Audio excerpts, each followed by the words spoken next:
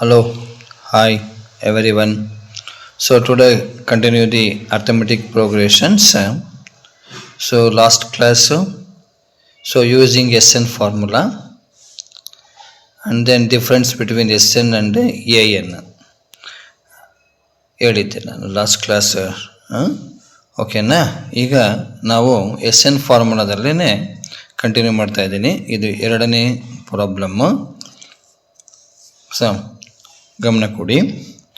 A ಬೆಲೆ 4 ತಗೊಳ್ಳೋಣ, D ಬೆಲೆ 3 ತೊಗೊತಿದ್ದೀನಿ, ಎನ್ ಬೆಲೆ 11 ತೊಗೊತಾ ಇದ್ದೀನಿ. SN ಕ್ವಶನ್ ಮಾರ್ಕ್ ಹಾಕಿದ್ದೀನಿ. ಈಗ ಇಲ್ಲಿ ಏನು ಮಾಡ್ತಾ ಇದ್ದೀವಪ್ಪ ಅಂದರೆ ಎನ್ ವ್ಯಾಲ್ಯೂನ ಬೆಸ ಸಂಖ್ಯೆ ತಗೊಂಡಿದ್ದೀನಿ,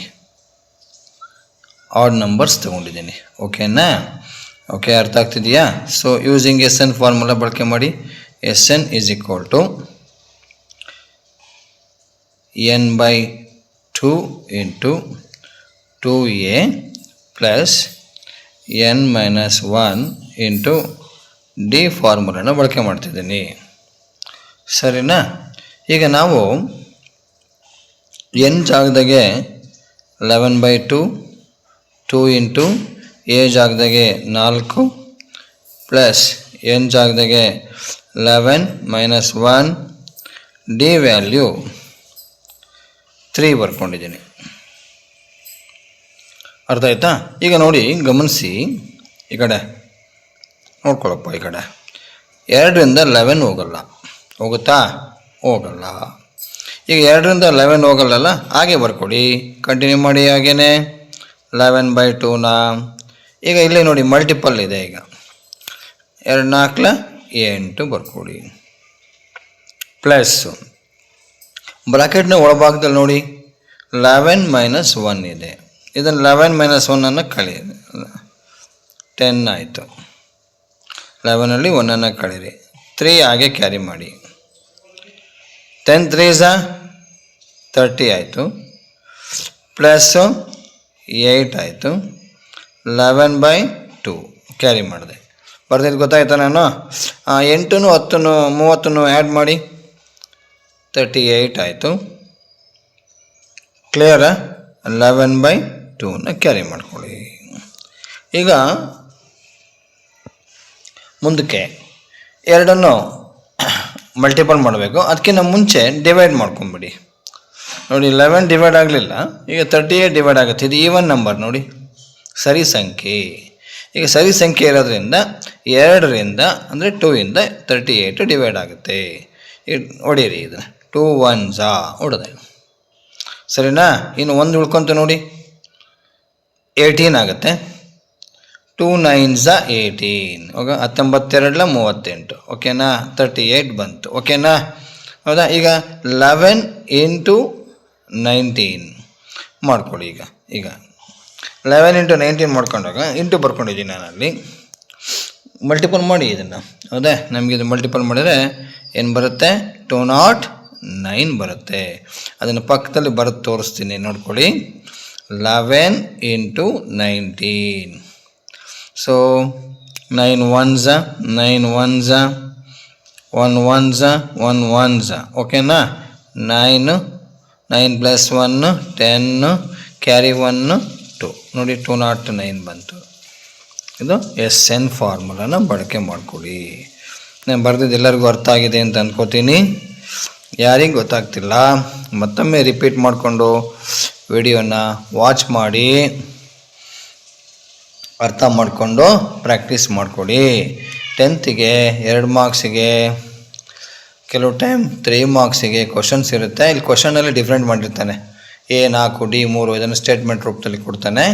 ಆಗ ಇದು ಫಸ್ಟ್ ನೀವು ಬಿಡಿಸೋದನ್ನು ಕಲ್ತ್ಕೊಂಡ್ರೆ ಅದನ್ನು ನಾವು ರೂಢಿ ಮಾಡ್ಕೊಬೋದು. ಇದೇ ಪಕ್ಕದಲ್ಲಿ ಇನ್ನೊಂದು ಲೆಕ್ಕನ ನಾನೇ ಮಾಡ್ತಾಯಿದ್ದೀನಿ. ಈಗ ನೋಡಿ, ಕಡೆ ಇಲ್ಲಿ ಏನು ಮಾಡ್ತಾಯಿದ್ದೀನಿ ಅಂತ ಗಮನಿಸಿ. ಈಗ ಇಲ್ಲಿ ಎನ್ ವ್ಯಾಲ್ಯೂ ಆಡ್ ನಂಬರ್ ಕೊಟ್ಟಿದ್ದೆ. ಈಗ ಈವನ್ ನಂಬರ್ ಬರೀತೀನಿ. ಈಗ ಎ 3 ತೊಗೊಂಡಿದ್ದೀನಿ, ಡಿ 5 ತೊಗೊತೀನಿ. ಅರ್ಥ ಆಯ್ತಾ? ಎನ್ನು 12 ತೊಗೊಂಡಿದ್ದೀನಿ. So SN what? ಕ್ವಶನ್ ಅರ್ಥ ಆಯ್ತಾ? SN ವಾಟ್ ಅಂತ ಮಾಡಿದ್ದೀನಿ. ಓಕೆ, ಕ್ಲಿಯರಾ? ಗೊತ್ತಾಗ್ತಿದೆಯಾ? ನೋಡ್ಕೊಳ್ಳೋಣ. ಈಗ ಫಾರ್ಮುಲಾ ಬಳಸಿ Sn is equal to n by 2 into ಕ್ಲಿಯರಾ 2a plus n minus 1 into d.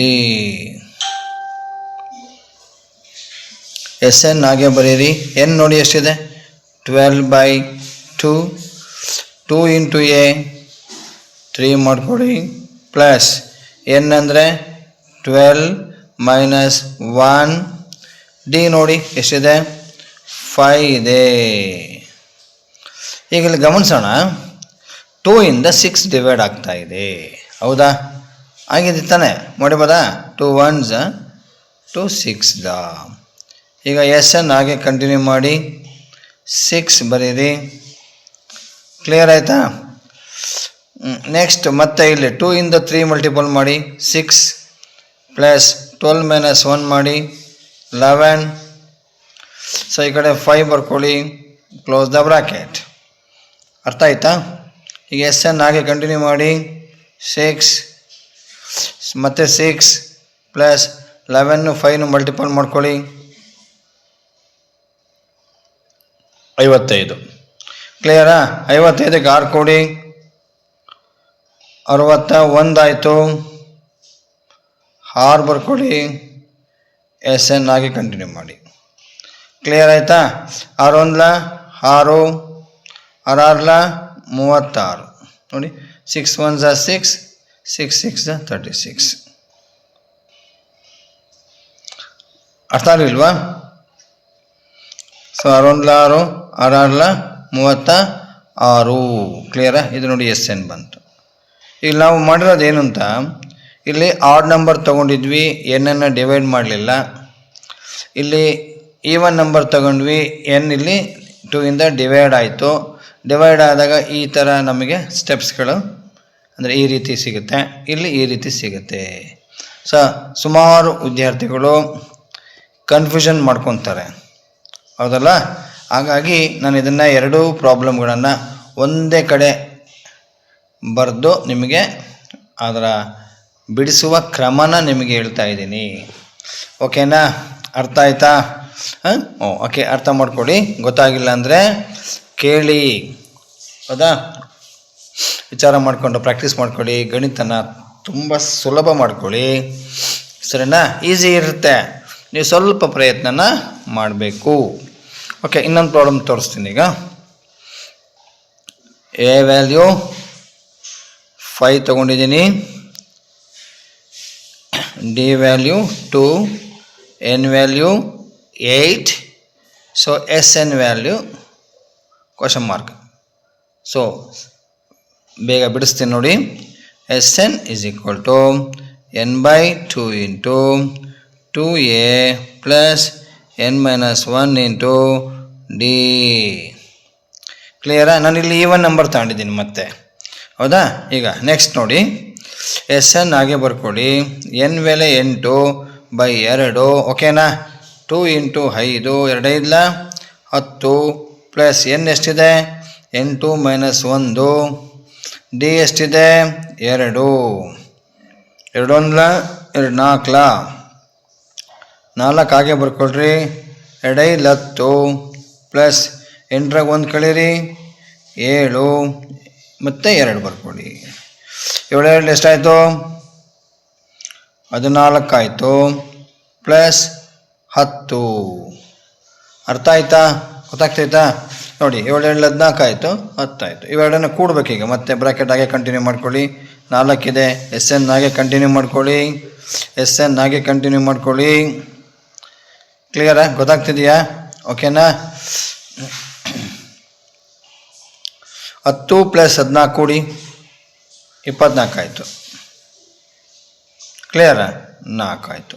Sn 4 ಗುಣಿಸ್ಕೊಳ್ಳಿ. 4 4 16, 4 4 16, carry 1 ಇದೆ, ನಕೆರಡು 8 1 9, 96.